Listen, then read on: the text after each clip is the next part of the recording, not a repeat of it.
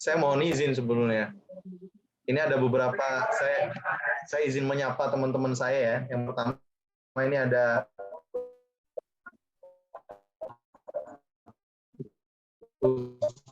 Rohman, ini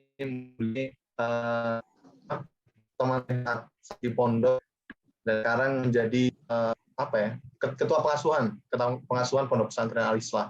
Pun juga ada teman-teman yang lain yang sebentar, saya izin dulu. Ada Mas Zaki Ma'ruf, Mas Alim juga, dan juga Mas Rifki. Ada Dani, ada adik saya juga, Alfa Fahimul Haq, dan teman-teman yang lainnya, yang mungkin nggak bisa kami sebutkan satu persatu. Di diskusi malam ini, sebuah hal yang ini ya, teman-teman, hal yang elok diperbincangkan gitu. Apalagi kalau misal kita lihat dari tahun 2019-an, pasca tahun politik pada saat itu,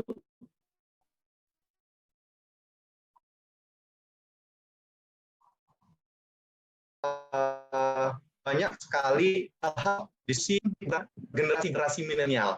Nah, yang akhirnya perlu kita sorot juga. Dan nggak bisa kita kesampingkan bahwasanya milenial ini adalah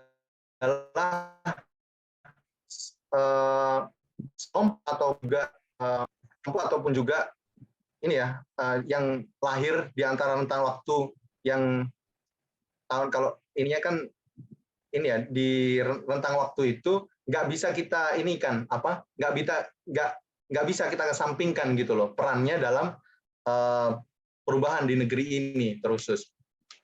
Nah, maka ketika beberapa hari lalu Mas Alim menyampaikan kita akan buat diskusi, Mas, milenial sebagai penggerak perdamaian. Wah, ini materi yang sangat bagus berarti, Mas.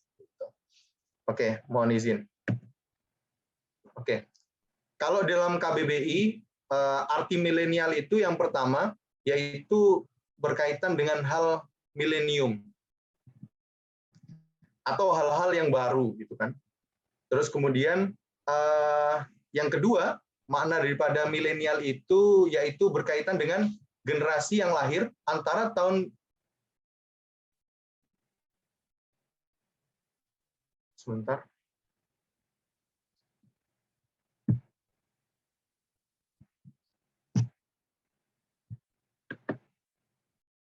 antara tahun 1980 sampai dengan tahun 2000-an. Jadi kalau semisal di range selama 20 tahun itu, maka kita ini, kebanyakan dari kita yang saat ini ikut, berkemungkinan kita ini adalah generasi milenial. Gimana ini cara mindahnya? Kemudian ini hasil sensus 2 tahun lalu ya, hasil sensus penduduknya. Kita bisa lihat dari 270 juta jiwa orang-orang di Indonesia ini, generasi milenial itu di angka 25%. 25% dari keseluruhan itu. Berarti kalau misal bisa di ini, berarti sekitar 90 jutaan. 90 juta itu generasi milenial. Ini berdasarkan hasil sensus penduduk pada tahun 2020. Maka di sini jumlah yang sangat banyak gitu loh, dari 25% tersebut gitu. Yang mana ini ya, apa? Yang mana kalau semisal 25% ini bisa menjadi sebuah hal yang produktif ataupun juga yang baik gitu ya, akhirnya pasti kemajuan bangsa ini bisa ditumbuhkan pada anak-anak ini, dalam artian milenial ya, kita ini. Kemudian teman-teman, saya mau izin juga, pada pada ini ya, pada topik kita itu sudah jelas tertulis di situ, yaitu adalah sebagai penggerak gitu, penggerak perdamaian. Maka definisi daripada penggerak itu merupakan subjek, bukan objek. Yang kita perlu garis bawahi ya, yang namanya penggerak itu bukan subjek, tapi dia itu objek. Jadi dia bermakna aktif dalam perdamaian itu, bukan dia pasif ataupun digerakkan. Maka di sini ketika kita bisa mengambilnya, maka otomatis inisiatif perubahan atau inisiatif perdamaian itu haruslah kita ciptakan gitu. Seperti itu teman-teman. Nah, ini ada sebuah kata-kata gitu mungkin ya. Semua hal besar dimulai dari hal kecil yang dilakukan dengan kesungguhan besar. Maka ini ya, ketika kita berusaha untuk mengharapkan sebuah perdamaian gitu, dan juga berusaha untuk mewujudkan perdamaian itu, maka otomatis hal-hal kecil lah yang harus kita lakukan pertama kali gitu. Contohnya aja mungkin kalau misal saat ini ya, kita kan nggak mungkin ya kalau misal pas waktu diskusi yang lalu hal besar dimulai dari hal kecil. Berdiskusi dengan internet connect is unstable. Mas Zidan bukan. Yang beliau napiter itu, beliau kan berangkat dulu ke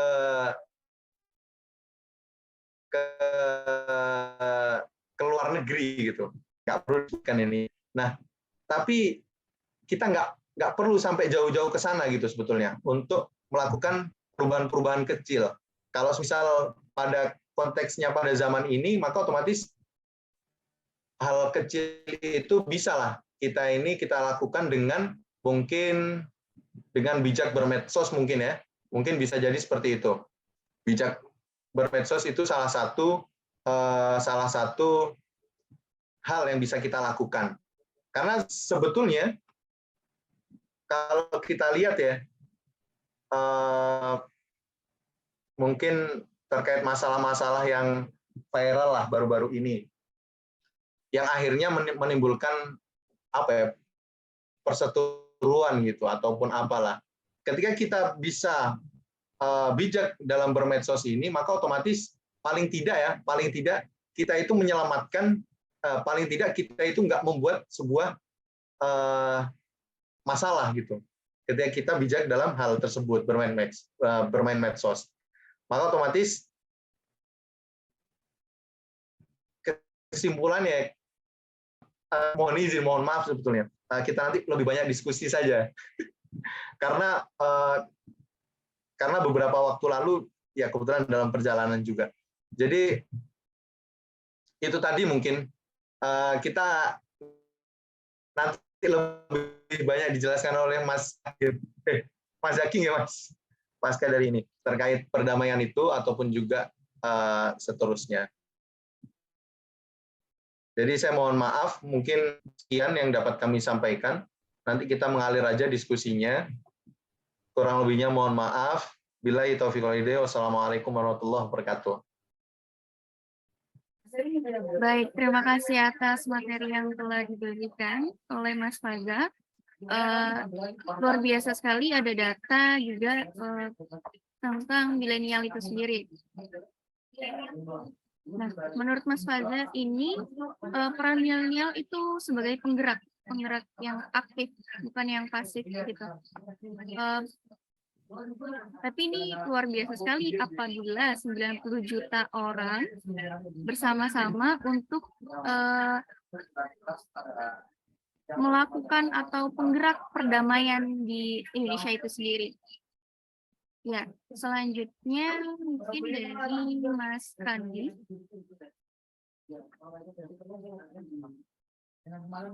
Waktu dan tempat dipersilakan. Ya, bismillahirrahmanirrahim. Assalamualaikum warahmatullahi wabarakatuh. Waalaikumsalam warahmatullahi wabarakatuh. Waalaikumsalam. Ya, terima kasih teman-teman sekalian. Yang saya hormati Ketua PII Mas Faza, yang saya hormati Mas Zaki Ma'ruf selaku Direktur Eksekutif Cangkir Opini. Terus ada Mas Alim di sini dan yang saya hormati Mbak Moderator ya, Mbak Moderator dari Cangkir Opini. Hamdan syukranillah wassalatu wassalamu ala Rasulillah. Pertama-tama memang patut kita bersyukur kehadirat Allah Subhanahu wa taala karena atas limpahan rahmat kita masih bisa berkumpul walaupun dalam ruang virtual ya, ruang virtual. Jadi ini memang zaman ruang virtual sebenarnya kita. Jadi kita jarang berkumpul, jarang bertatap muka, tetapi dengan kemajuan teknologi kita mampu berkumpul dalam ruang-ruang virtual yang sebenarnya kita mengharapkan satu kebaikan dalam ruang virtual ini. Yang kedua adalah salawat serta salam kita haturkan kepada junjungan besar kita Nabi Muhammad SAW, karena sampai hari ini atas pengorbanan beliau dan perjuangan beliau kita masih bisa menghirup udara Islam. Nah, teman-teman sekalian, saya sangat bangga dan sangat berbahagia karena satu forum dengan teman-teman PII, Pelajar Islam Indonesia. Salam hormat Mas Faza. Jadi memang kalau kita lihat dari sejarah, PII itu adalah salah satu organisasi pelajar tertua di Indonesia. Lahir tahun 3 Mei 1947. Dan setahu saya bahwa PII telah banyak mewarnai perjalanan bangsa Indonesia. Salah satunya kalau kita lihat alumni-alumni PII sekarang ini adalah mungkin bisa kita lihat Pak Mahfud MD, Menko Polhukam, itu PII, alumni PII. Salah satu pakar hukum tata negara, guru besar hukum tata negara itu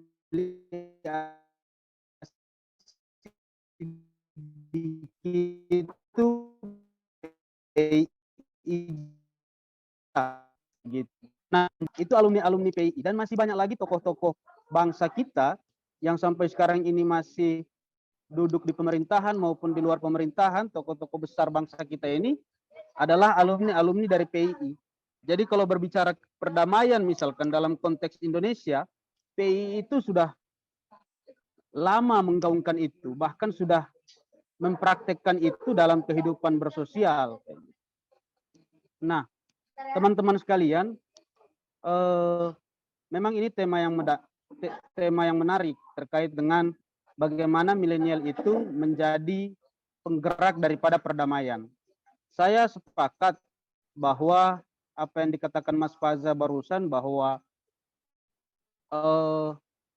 kita menjadi penggerak, bahwa kita itu berada pada posisi subjek, bukan pada posisi objek.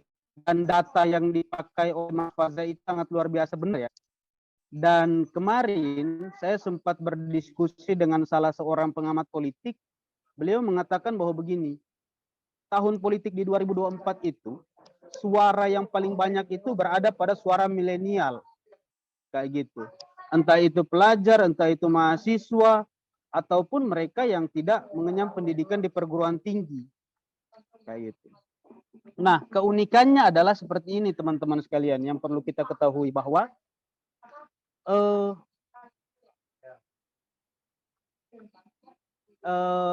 kelahiran kaum milenial itu dibarengi dengan kemajuan teknologi yang begitu masif. Pertukaran informasi kita dengan dunia luar itu tidak seperti dengan kaum yang lahir di atas tahun 80, taruhlah tahun 70, 60, 50 dan seterusnya.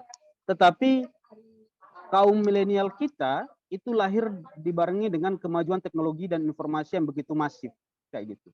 Nah, sehingga coba kalau kita cek di media sosial kita, kebanyakan kaum milenial itu pasti punya medsos. Nah, akses informasi yang bisa kita dapatkan itu kebanyakan dari media sosial kayak gitu. Baik itu berita yang secara ilmiah itu dia punya standar akademik maupun berita yang bisa kita nilai sendiri bahwa itu tidak memenuhi standar akademik kayak gitu. Contohnya misalkan berita-berita hoax kayak gitu. Nah, yang kedua yang ingin saya katakan, ternyata sampai hari ini pun walaupun kelahiran kaum milenial itu yang sekarang akan berpartisipasi pada 2024 itu kebanyakan adalah orang yang melek teknologi dan bisa mengakses informasi. Nah, ternyata kita masih masuk dalam kategori bangsa atau negara yang konsumtif. Jadi bangsa Indonesia itu teman-teman ya, kalau kita lihat itu apa saja laku. Apa saja laku. Teman-teman pasti masih ingat ya, ada orang ngaku nabi palsu, itu pun laku itu. Kayak gitu. Ada orang bisa menggandakan uang, itu pun laku. Kayak gitu. Semua itu laku. Nah, kita wajib bertanya di situ, kira-kira ada apa kaum milenial yang begitu banyak, tetapi di satu sisi kita masih gagap dalam mengambil atau menyaring informasi. Sehingga apa? Saya mengutip salah satu pendapat dari apa namanya guru besar ilmu pertahanan mengatakan bahwa itu masuk dalam bangsa yang masih terfragmented atau bangsa yang masih terkotak-kotakan kayak gitu. Kita masih gagap melihat perbedaan kayak gitu. Nah, tetapi di satu sisi kita tegas dalam melihat perbedaan itu, tetapi di satu sisi kita sangat mudah untuk bagaimana menerima berita yang itu berisi kebohongan di sisi lain.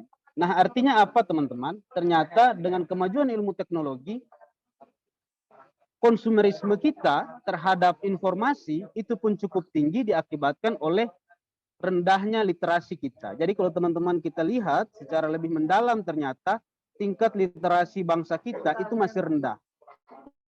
Ini yang menyebabkan kita ini gampang terombang-ambing kayak gitu.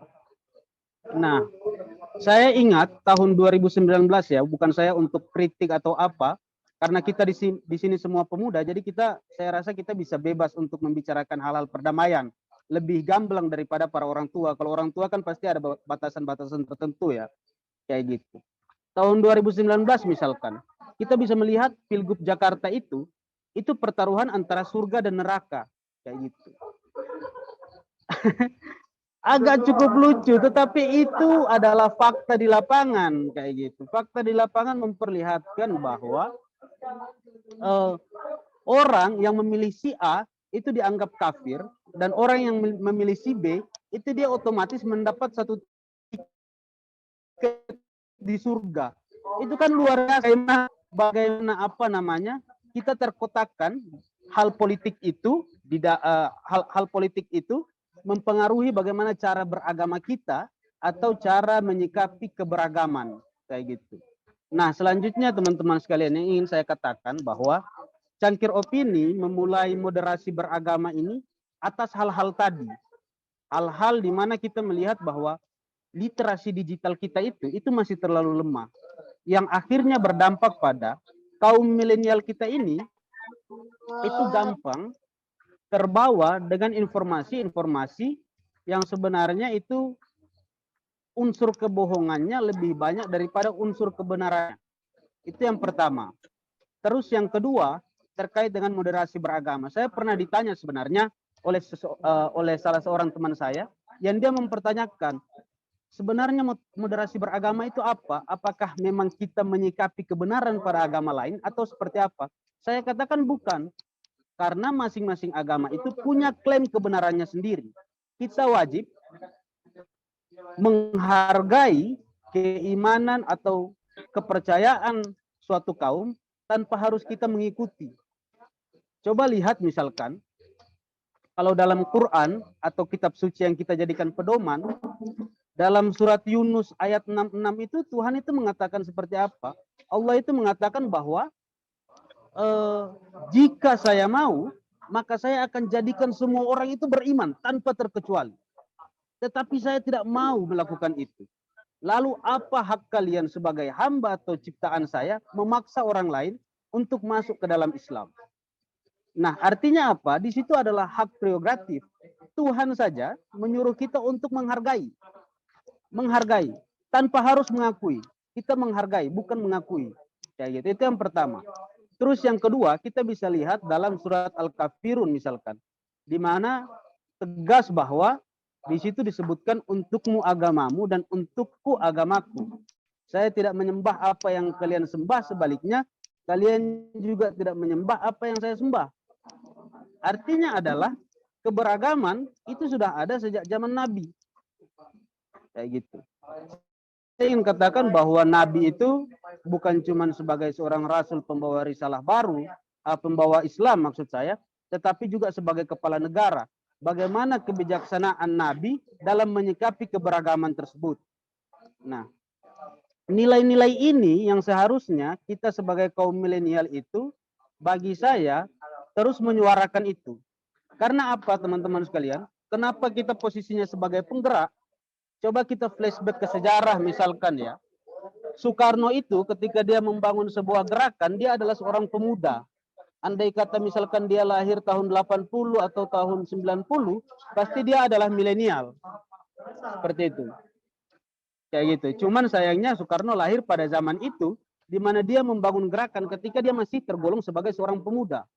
Nah, saya melihat dalam analisis saya, bahwa Soekarno itu menjadi penggerak atau menjadi pemuda yang menggerakkan apa namanya social movement pada waktu itu, karena pemuda itu dia mampu menyambungkan kepada yang lebih tua dan kepada yang lebih muda dari dia. Kita berada di tengah-tengah, di mana posisi tengah itu mampu menjadi motor penggerak. Kayak gitu. Nah, makanya betul apa yang dikatakan Mas Faza. Kita sebagai penggerak, milenial sebagai penggerak itu merupakan subjek, bukan objek. Subjek artinya kita harus punya inisiatif di situ. Kalau subjek kita diam, maka kita akan menjadi objek. Kayak gitu. Nah,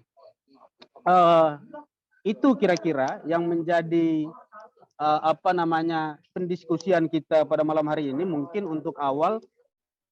Dan yang ingin saya katakan juga bahwa dulu ketika awal-awal kemerdekaan Indonesia, bisa teman-teman searching di sejarah-sejarah bahwa banyak sekali organisasi-organisasi pemuda dan organisasi-organisasi pelajar yang itu dibuat, yang itu dibentuk agar supaya menjadi satu kekuatan sosial movement pada waktu itu. Dia bisa mewarnai. Terbukti sampai hari ini kita bisa melihat PII ini adalah salah satu organisasi pelajar tertua yang ada. Tahun 47 bertahan sampai tahun 2022. Saya tidak bisa membayangkan andai kata PII dibentuk oleh orang yang tua pada waktu itu. Taruhlah umurnya sudah 60 atau 70 tahun. Dia tidak akan bertahan. Karena itu adalah hukum alam. Tetapi PII dibentuk oleh para kaum muda yang itu mementingkan regenerasi ke depan.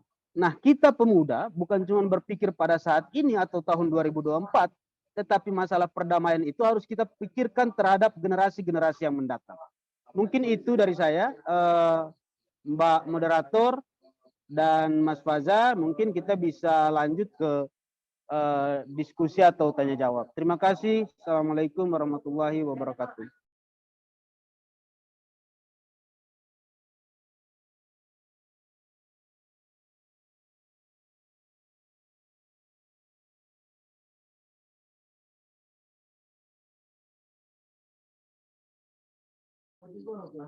Ya. Baik, terima kasih Mas Randi atas pemaparannya yang isinya daging semua tentunya. Nah, yang ingin Mas Randi tekankan di sini adalah kita bernegara dan berbangsa tentunya memiliki kepercayaan yang berbeda-beda. Nah, setiap individu itu adalah subjek yang harusnya memiliki inisiatif karena individu dipandang sebagai subjek.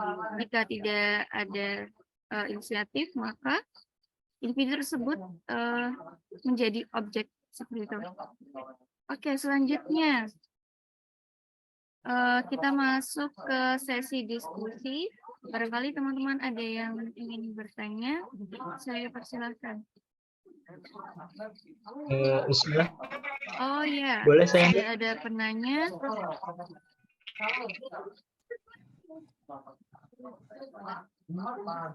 Mas Izin Ahmad, bertanya, Mbak Moderator. ya Mas Ahmad terlebih dahulu. Silakan. Baik, terima kasih banyak untuk MC. Ada dua pertanyaan kepada Bang Randy sama Bang Faza ya. Untuk yang pertama terkait dengan Bang Faza, tadi disebutkan bahwa 25% penduduk kita itu adalah milenial. Nah, tentunya tadi juga dijelasin bahwa kalau memang milenial ini bagus, maka nanti bakal bagus gitu ke depannya. Tapi kalau buruk, bakal buruk. Nah, saya mendengar bahwa ada wacana di mana di tahun 2045 itu kita akan mendapatkan bonus demografi, yaitu generasi emas Indonesia, katanya seperti itu. Nah, pertanyaan saya, menurut Bang Faza, generasi sekarang itu bakal bisa mencapai generasi emas 2045 atau malah dapat merusak itu, Bang?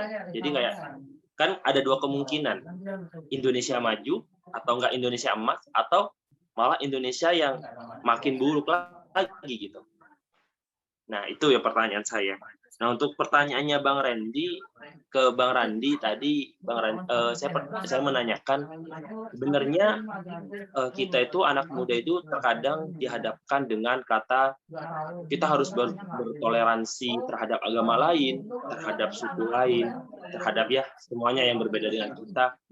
Tapi terkadang termasuk saya ya Bang, itu saya kurang tahu Bang. Sebenarnya makna toleransi sebenarnya itu seperti apa? Terkadang mereka itu kelompok lain itu menggunakan kata toleransi itu untuk kayak mengintervensi kita sebagai, mungkin kalau kita berbicara umat beragama, kita sebagai mayoritas Bang gitu.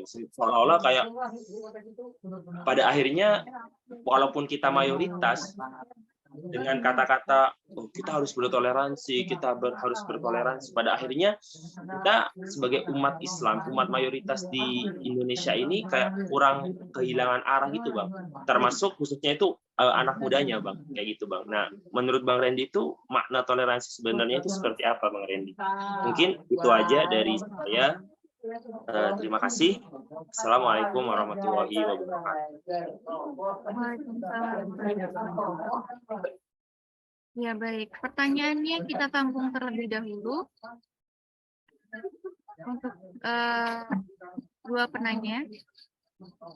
Yang selanjutnya ada Mas Lutfi Mukhtar.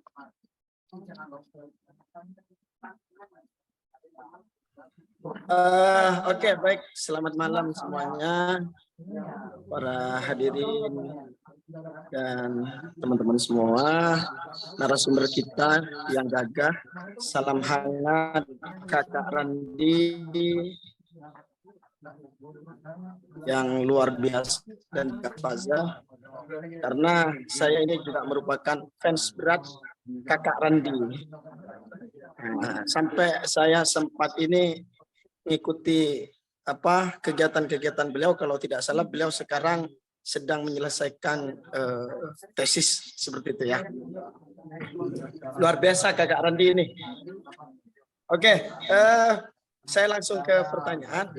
Pertanyaan saya yang pertama ke Mas Faza dulu ya, karena ada dua pertanyaan ke Mas Faza terkait dengan apa sih ya sebentar.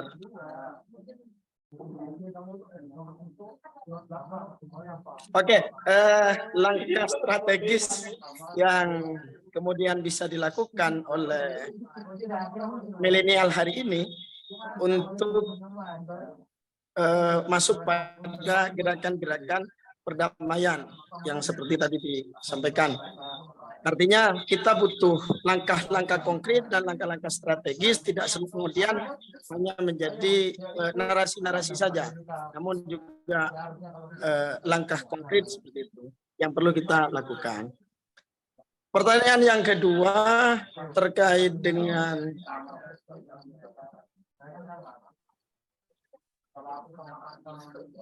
apa?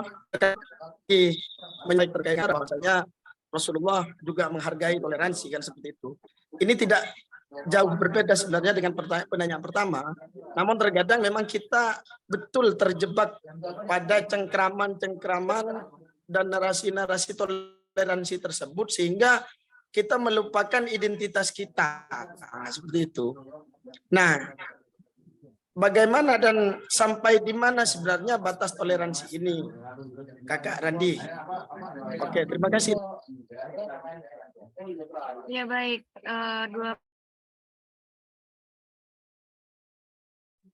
baik, ini kita tampung dulu untuk dua penanya.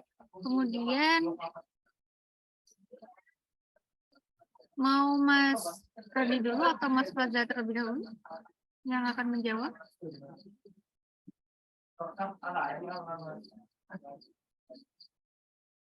Oke. Mas Randi? Ya. Iya, Ya, terima kita- kasih. Ya, pertanyaan pertama dari Mas Ahmad tadi, makna toleransi itu seperti apa? Pertanyaannya tidak jauh beda dari Mas Lutfi, batas-batas toleransi itu seperti apa?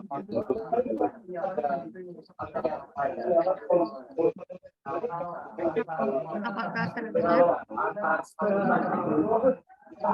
Oke. Suara saya enggak putus-putus. Takutnya putus-putus, enggak ya? Aman ya? Aman, Oke, Kakak. terima kasih batas-batas toleransi. Ya. Terima kasih Mas Lutfi Mukhtar dan Mas Ahmad ya. Ya, Mas Lutfi ini memang salah satu anak muda dari Madura yang punya pemikiran brilian, Mas Lutfi. Iya, jadi memang kadang kita terjebak pada kata toleransi itu sendiri. Nah, bagi saya selaku umat beragama, toleransi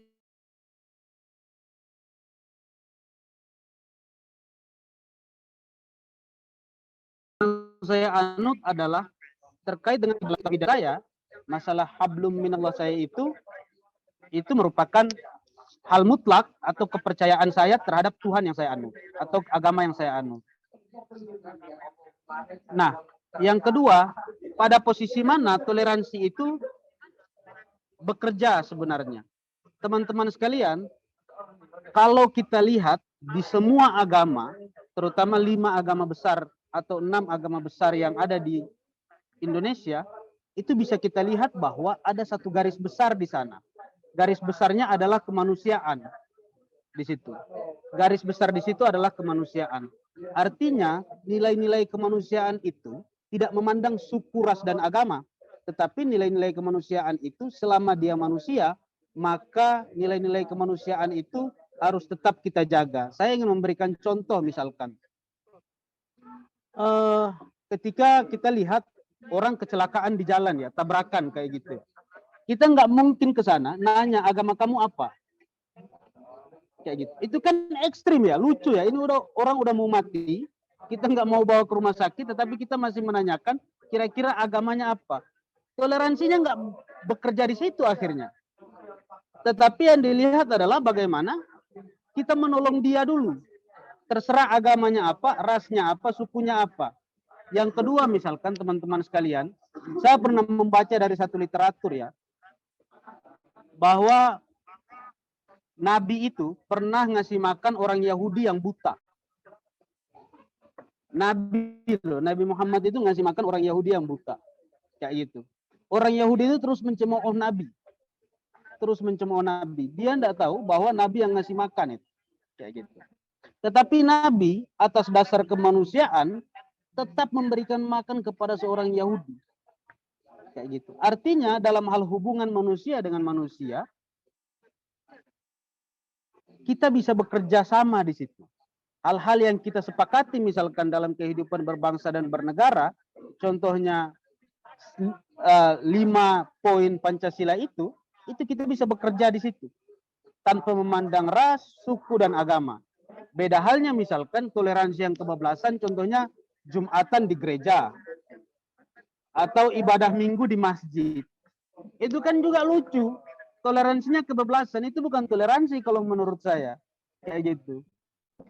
Itu mungkin kehabisan tempat ibadah, terus saling tukar tempat ibadah. Kayak gitu.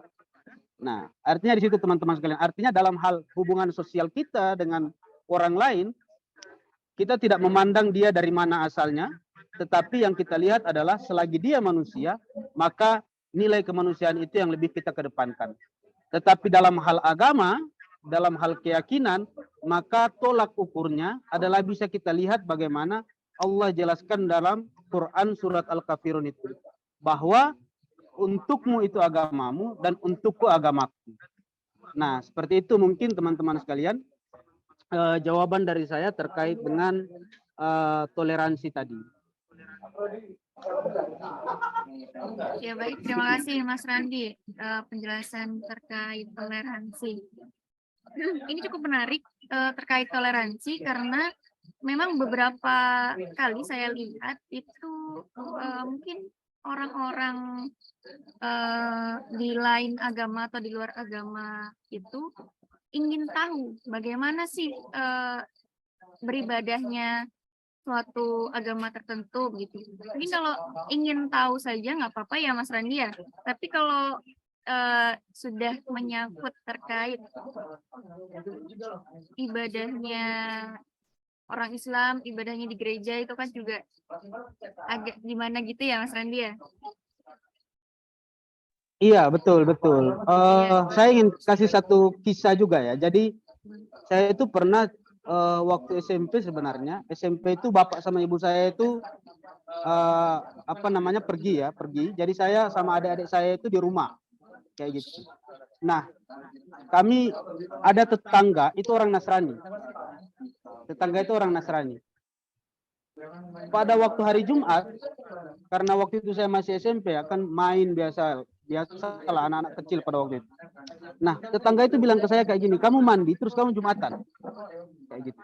Itu orang Nasrani yang mengingatkan saya.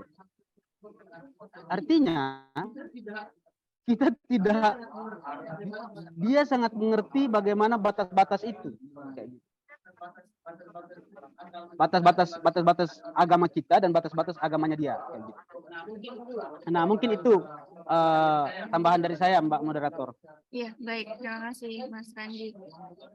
Ya, perlu kita garis bawahi juga ada habum minallah dan habum minannas, yaitu hubungan kepada Tuhan dan hubungan kepada manusia. Jika hubungan kepada Tuhan tentang peribadatan dan lain-lain itu tidak bisa diganggu-gugat ya, teman-teman semuanya. Kemudian ketika berhubungan dengan manusia, kita tidak seharusnya untuk melihat atau membeda-bedakan terkait suku, ras, dan agama. Seperti itu. Kalau ingin menolong, ya menolong saja. Gitu. Itu mungkin dari Mas Randi ya. Untuk Mas Faza, ada 2 pertanyaan. Jadi generasi sekarang apakah bisa mencapai generasi emas di tahun 2045 atau malah Indonesia bakal mengalami kemunduran seperti itu? Itu pertanyaan pertama. Untuk pertanyaan kedua, langkah konkret apa atau langkah strategis yang bagaimana yang harus milenial lakukan untuk gerakan perdamaian di Indonesia sendiri? Ya, silakan Mas Faza. Siap, terima kasih Mbak. Jadi untuk yang pertama ya, tadi pertanyaannya berkaitan dengan apakah Indonesia tahun 2045 itu akan mendapati bonus demografi sebagaimana yang saat ini ya digembar-gemborkan lah di mana-mana gitu ya. Sebetulnya pertanyaan itu bisa kita bisa menanyakannya kepada diri kita sendiri dan kita pun bisa tahu kalau misal kondisi Indonesia saat ini ya, dalam artian saat ini itu baik, remajanya itu bagus, maka otomatis tahun 2045 itu pasti akan baik, ya kan? Pun juga sebaliknya. Maka sebetulnya kita kita tidak perlu gitu mempertanyakan tentang apakah nanti Indonesia bakal apakah Indonesia itu bakal mendapat bonus demografi itu atau enggak gitu. Sebenarnya pertanyaan itu tidak perlu kita tanyakan gitu. Dalam artian tidak perlu ini karena jawabannya itu ada pada diri kita sendiri gitu loh. Iya, jawabannya ada pada diri kita sendiri. Kita kira-kira kita sebagai milenial ini, apakah ingin menjawabnya? Ya, apakah kita ingin menjawabnya pada tahun 2045 itu bonus demografi itu akan membawa bencana, jadi sebuah bencana itu. Jadi jawabannya itu ya ada pada diri kita sendiri gitu. Jadi kalau untuk Mas Ahmad ya mungkin ya kita berusaha bareng gitu. Kira-kira seperti itu untuk mencapai bonus demografi yang diharapkan di ke depan di tahun 2045 ini. Ya mungkin kita udah tua lah nanti ya tahun 2045 mungkin ya. 25 tahun lagi ya. Sekitar umur 50-an. Mungkin kalau Bang Randi mungkin ini ya 17. mungkin 17. ya sekitar umur-umurnya seperti itulah mungkin. Umur 17 ya, Bang, ya. Tapi yang jelas yang perlu kita pastikan meskipun kita umur berapapun kan semangatnya harus tetap muda gitu. Terus kemudian untuk langkah strategisnya kira-kira seperti apa sih yang harus kita lakukan? Kalau secara ini ya, kalau secara menyeluruhnya maka otomatis kalau katanya ini dakwah itu kan dimulai dari diri sendiri ya. Kan kalau misal kita berdamai itu kan bukan tentang diri kita sendiri. Saya berdamai dengan masa lalu saya, maka otomatis yaitu terkait diri kita sendiri gitu. Tapi kalau soal itu maka otomatis hal yang harus kita selesaikan pertama itu adalah tentang diri kita sendiri. Dalam artian kita harus tahu mengapa sih perdamaian itu penting gitu ya. Terus yang kedua, mengapa kita akhirnya kita perlu berdamai gitu. Ini yang pertama di diri kita sendiri, terus kemudian kita bangun keluarga kita, ya lingkup-lingkup sekitarnya akhirnya sampai nanti lingkup terbesarnya itu dunia. Maka langkah strategisnya ya itu tadi kita memahamkan diri kita yang pertama, baru kita memahamkan orang lain dan kita bersinergi untuk memahamkan orang lain terkait pentingnya perdamaian itu. Gitu mungkin.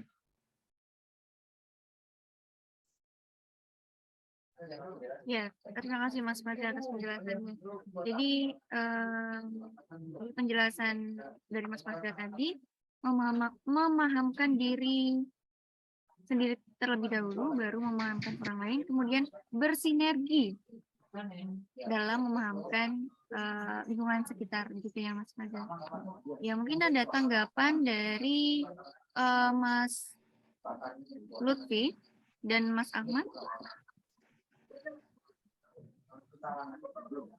Apakah ada tanggapan? Oke, baik, kita langsung saja. Dari saya juga, Mbak. Oh, Terima ya, kasih sudah. banyak buat Bang Fajar sama Bang Andi. Ya, baik, terima kasih Mas Ahmad. Untuk selanjutnya, langsung saja ada ke penanya selanjutnya ada Kartar 17. Waktu dan tempat, dipersilakan. Baik, bismillah, alhamdulillah. Terdengar Mbak, Afwan, suara saya terdengar? Iya, terdengar jelas. Baik, bismillah, terima kasih untuk moderator yang telah mengizinkan kami. Alhamdulillah, puji syukur kepada Allah, salawat dan salam kepada Nabi Muhammad SAW. Bismillah, Afwan, berkaitan dengan tema malam ini, sedikit ingin memaparkan opini saya bahwasanya kita memahami milenial sebagai penggerak perdamaian, Afwan. Milenial sebagai penggerak perdamaian. Milenial itu sendiri Oke lah, kita satu pandangan dengan apa yang dipaparkan oleh Mas Faza tadi. Kemudian kita loncat ke perdamaian. Perdamaian ini berkaitan dengan seharusnya berkaitan dengan versus. Maka apa yang harus kita damaikan? Ya kan? Maka apa sih yang harus kita damaikan? Sehingga rule kita jelas gitu. Rule kita ini jelas. Tema kita tuh terbahas gitu. Dan kalau kita ingin membahas milenial sendiri, milenial itu mungkin katanya saja yang baru muncul sekarang-sekarang. Namun fenomenanya sudah jauh ada dari zaman dulu. Bahkan sejarah pun mencatat itu. Coba kita buka sejarah-sejarah zaman dulu. Beberapa ulama umurnya berapa? 19 tahun. Ada yang sudah menjadi gubernur. Bahkan banyak. Maka milenial ini hanyalah sebuah kata yang baru muncul. Sebenarnya fenomenanya sudah ada. Bahkan jauh sebelum kata milenial sekarang itu ada gitu. Sehingga saya sih ingin membahas lebih jauh tentang tema kita sekarang gitu. Berkaitan dengan toleransi, kemudian tadi yang kita bahas, ya Masya Allah itu juga bagus, namun menurut saya sudah jauh dari pembahasan kita gitu. Saya ingin coba menarik lagi ke pembahasan kita dulu. Mungkin itu saja dulu Mbak yang bisa kami sampaikan. Terima kasih. Assalamualaikum warahmatullahi wabarakatuh.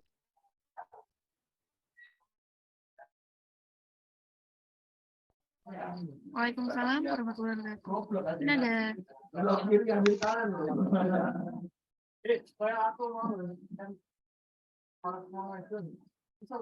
ya, terima kasih. Ini tadi atas nama siapa ya, Mas?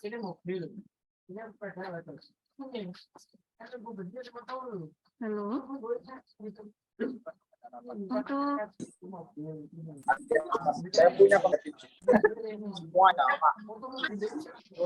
Untuk Mas Kartar tadi namanya gimana Mbak? Namanya?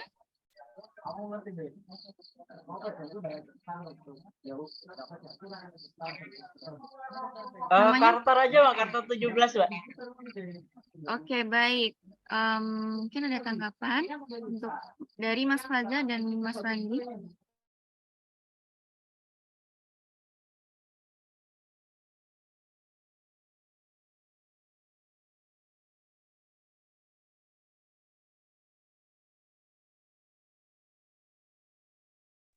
Afwan Mas, mikrofonnya tolong diaktifkan dulu.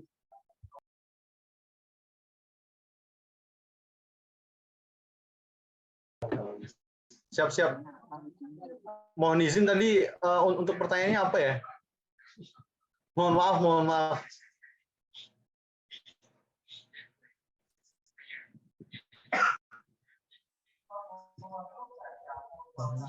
Bagaimana moderator, langsung saya yang coba untuk ini atau moderator yang akan?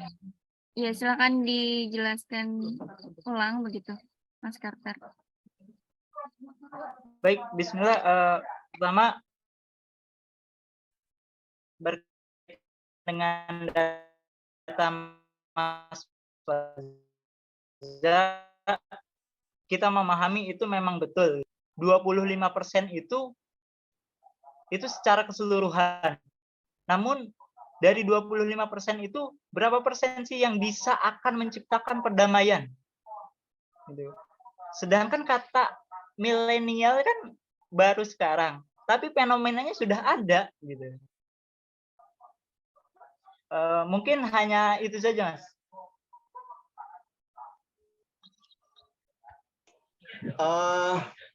Saya mau mohon izin ya, berarti ini kan terkait data sebetulnya. Terkait 25% yang kira-kira bisa membawa perubahan itu seberapa banyak sih? Kalau sampai saat ini ya, mohon maaf saya masih belum nemu terkait apakah dari 25% itu kira-kira yang jelek itu berapa persen, yang baik itu berapa persen, dan juga yang kira-kira baik tapi bisa menggerakkan kebaikan itu berapa persen, itu masih belum ada. Jadi seperti itu, Mas Carter.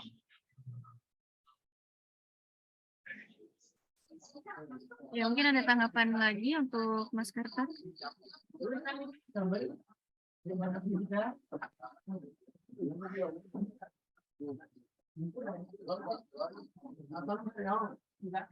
Alhamdulillah, mungkin cukup, Pak. Ya, baik. Mungkin ada pertanyaan. Afwan, Mbak. Kalau Ya. untuk yang ininya apa? Bahasan yang kita perdamaian itu kan biasanya versus ya. Nah, apa yang mau kita damaikan gitu?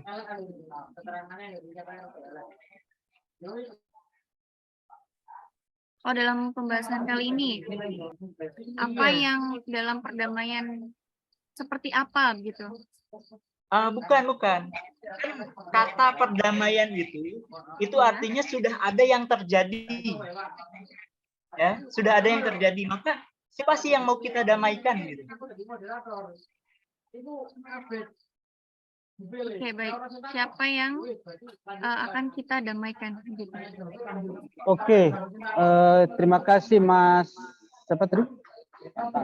Mas Carter. Ya.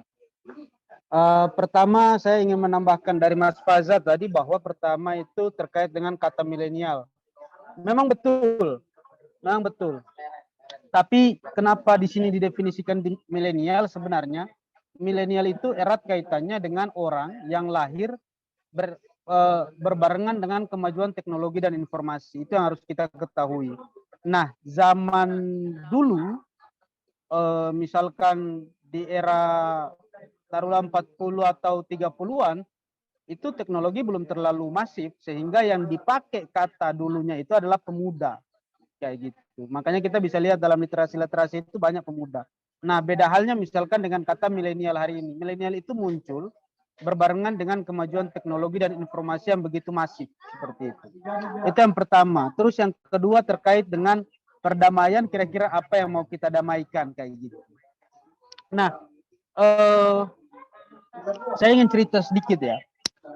Tahun 98 itu saya hidup dalam satu konflik horizontal antara masyarakat di Provinsi Maluku, tepatnya di Ambon, kayak gitu. Sebelum tahun 98 itu ternyata kita bisa lihat kehidupan orang Ambon itu yang penuh dengan toleransi dan luar biasa. Jadi kalau kita lihat di permukaan itu baik-baik saja. Kayak gitu. Ternyata di akar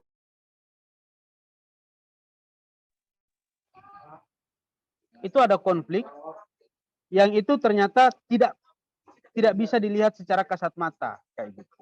Nah, meletuslah tahun 98 itu isu yang diangkat isu SARA yang begitu kental itu meletus di Ambon, kayak gitu. Nah, terjadilah konflik antar masyarakat dengan masyarakat, kayak gitu. Yang dikorbankan juga akhirnya adalah masyarakat, kayak gitu.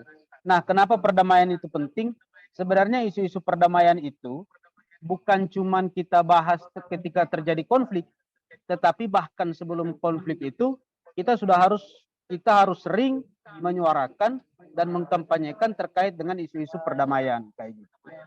Kita bisa lihat misalkan tahun 2019 saya ambil contoh, itu kan terfragmentasi masyarakat kita. Jadi kehidupan sosial kita itu terfragmentasi, cuman gara-gara isu politik pada waktu itu. Terbawa sampai ke isu agama, kayak gitu. Bagaimana orang menyikapi politik dengan agama luar biasa.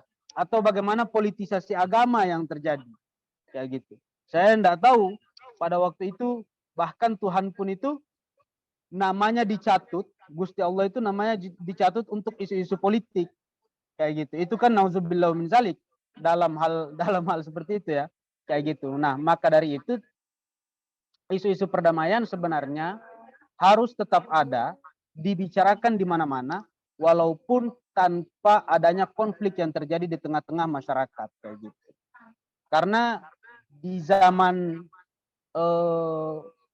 kemajuan teknologi dan informasi sekarang ini, kita bisa lihat saja itu mungkin tidak terjadi di ruang publik, tetapi di ruang maya misalkan.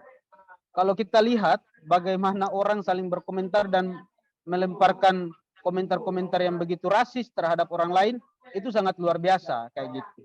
Nah, yang saya tidak tahu apakah itu berada dikeluarkan oleh kaum milenial, apakah dia yang mengeluarkan hate speech itu adalah kaum milenial ataukah bukan, seperti itu. Nah, kalau itu ada di kaum milenial, maka sebenarnya kita akan nyambung dengan pertanyaan sebelumnya.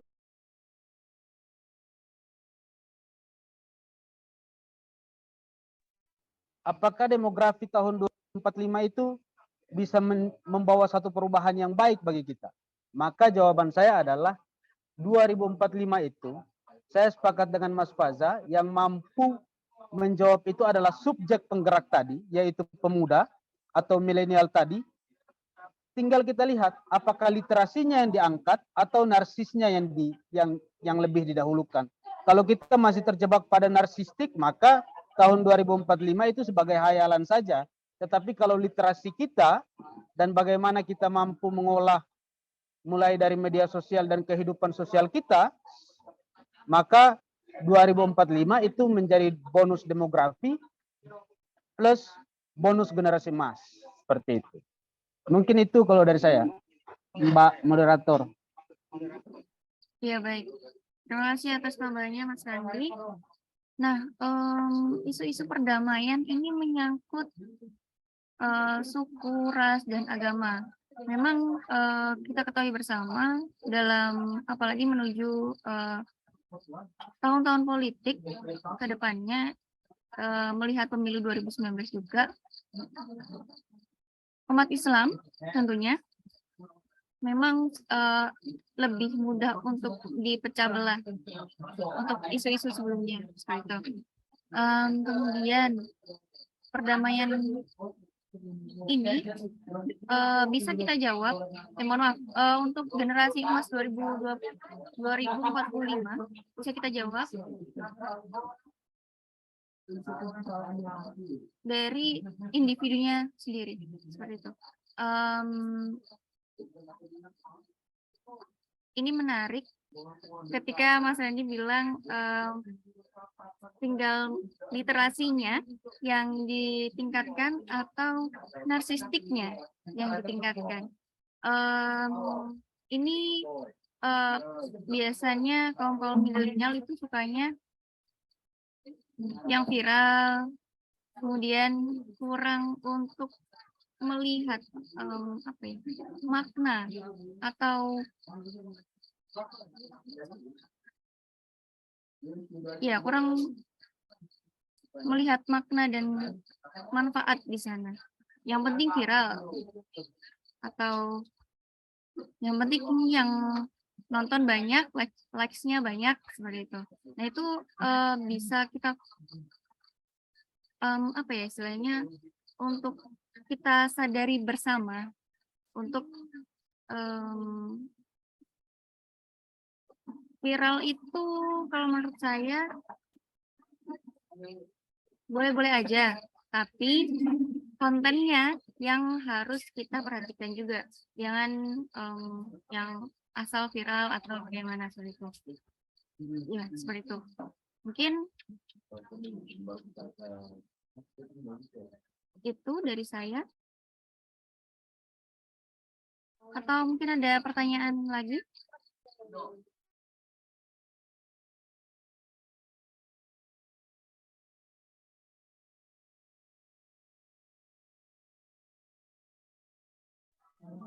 Iya. Mbak. Bukan Ya, pertanyaan mungkin ya. Kalau bukan pertanyaan gimana, Mbak? Kalau bukan pertanyaan, Om ingin mengutarakan pendapat saja gitu ya? Ya, mungkin tanggapan lah. Oh ya, boleh. Silakan untuk sebelum kita tutup acaranya. Ya silakan Mas Kartar. Mas Kartar. Baik, Bismillah. Makasih buat Mas Baja, kemudian Mas Randi. Alhamdulillah kita sepakat dengan apa yang disampaikan, gitu kan. Namun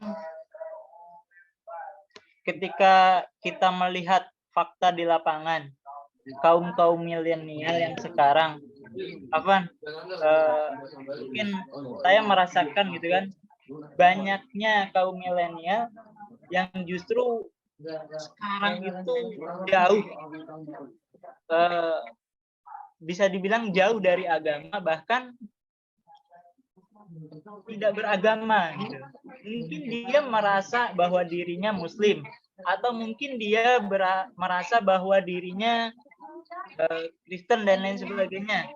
Namun pada saat kita melihat faktanya, justru hal-hal itu tuh jauh gitu dari perilaku mereka.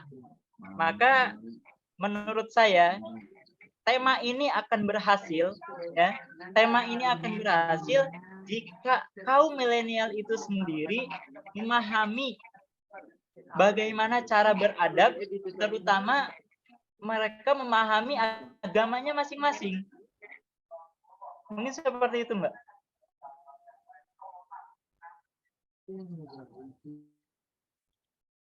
Ya baik, terima kasih atas pendapatnya untuk Mas Kartar.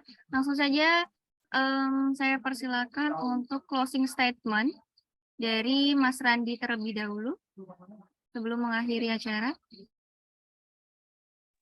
Iya, terima kasih Mas Kartar tadi ya. Itu salah satu fenomena hari ini sebenarnya. Dan itu bukan cuma terjadi di Indonesia, tetapi di berbagai negara pun terjadi hal yang sama kayak gitu.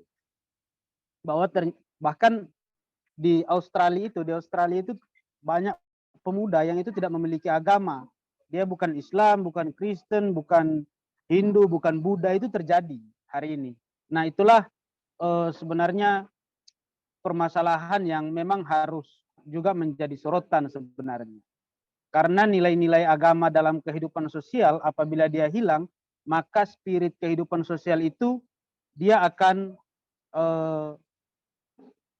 spirit kehidupan sosial kita itu tidak akan bekerja dengan baik, yang berakibat pada sistem sosial kita itu juga akan terjadi ketimpangan di mana-mana karena spiritnya sudah tidak ada, spirit rohaniah atau kebatinannya sudah tidak ada kayak gitu.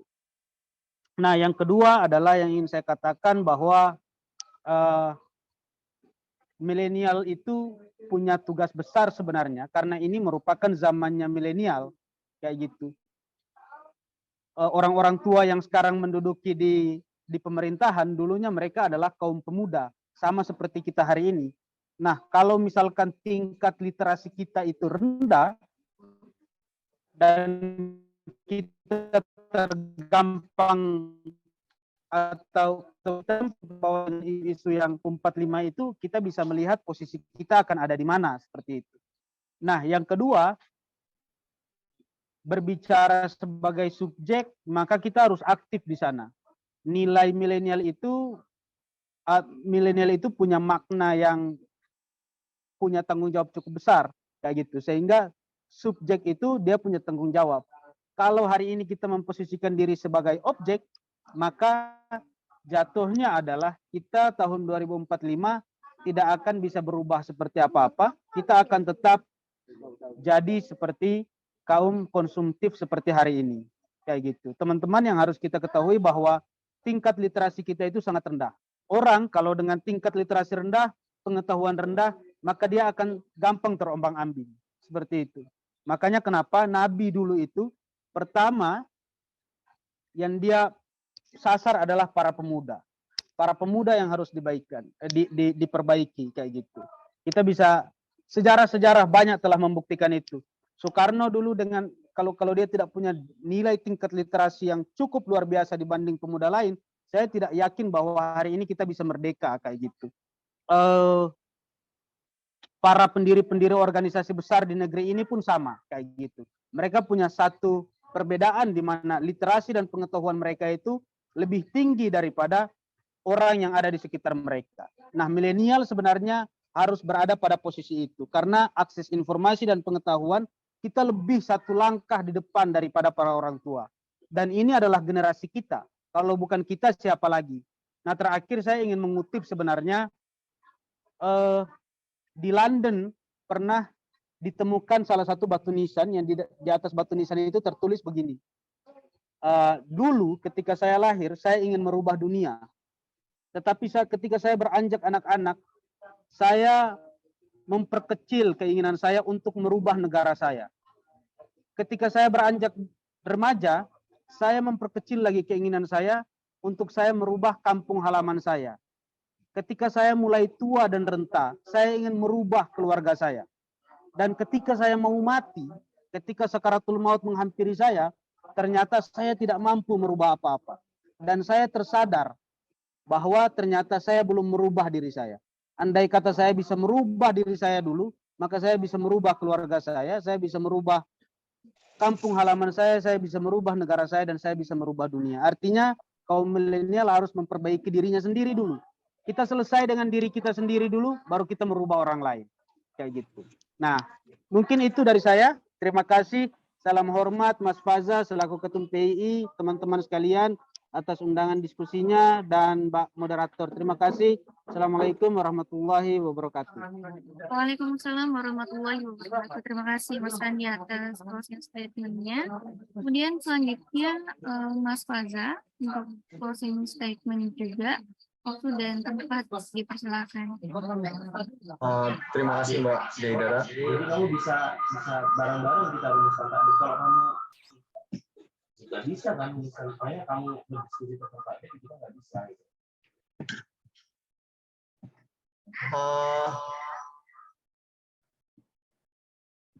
Terkait dengan konklusi ya berarti.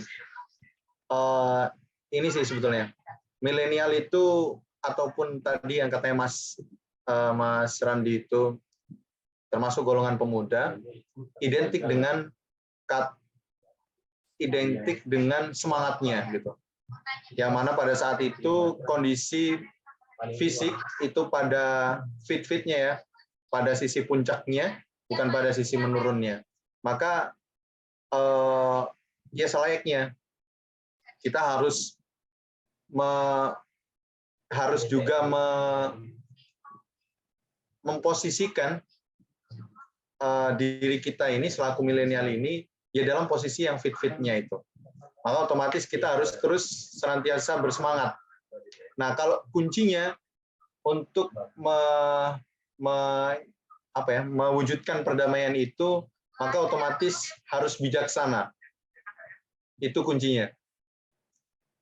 Kalau semisal kita bijaksana, otomatis dimulai juga harus dari bijaksini. Bijaksini itu maknanya adalah ya bijak dalam hal pribadi kita. Baru kita nanti akan bisa bijaksana atas hal-hal yang ada di sekitar kita. Dan kita harus harus sadar dan mulai memperbaiki diri kita dari hal-hal yang terkecil yang bisa kita ubah. Gitu mungkin, Mbak. Iya, baik Mas Faza. Terima kasih atas closing statement-nya. Jadi teman-teman seperti itu ya kira-kira tentang diskusi pada malam hari ini. Terima kasih atas telah menyempatkan waktunya untuk berdiskusi di malam hari ini. Untuk Mas Faza dan Mas Randi, terima kasih juga. Ya, saya ingin menutup dengan sedikit konklusi dari diskusi pada malam hari ini.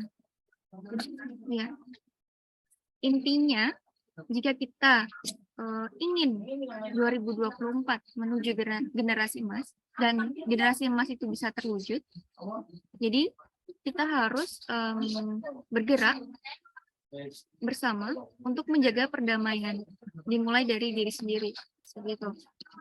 Dengan menaikkan literasi sebisa mungkin, dengan sering-sering membaca apapun tentang entah itu di buku, di tempat-tempat atau platform digital lainnya, Seperti itu. Kemudian setelah kita sadar juga akan makna dari perdamaian itu sendiri, kemudian kita bisa berkolaborasi dengan yang lain untuk membantu menyadarkan yang lainnya juga dalam aksi perdamaian tersebut. Ya, mungkin itu saja dari saya. Mungkin ada salah kata atau banyak kurangnya, mohon maaf. Billahi fisabilillah, wassalamualaikum warahmatullahi wabarakatuh. Waalaikumsalam warahmatullahi wabarakatuh. Makasih Mas Randi yang ganteng. Makasih semua ya teman-teman, Mas Randi, Mbak Deidara. Assalamualaikum. Terima kasih Mas Faza. Waalaikumsalam.